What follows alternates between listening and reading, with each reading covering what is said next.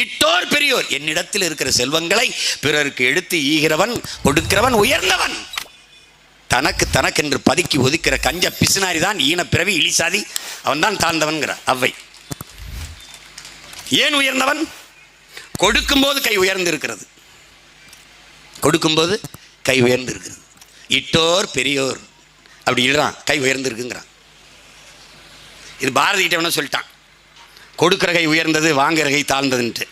அவன் நம்ம மாதிரி அவன் என்ன பண்ணிட்டான் தெரியுமில்ல, எடுக்கிற கையும் உயர்ந்தா இருக்கும், நீ வை எடுத்துக்கிறேன்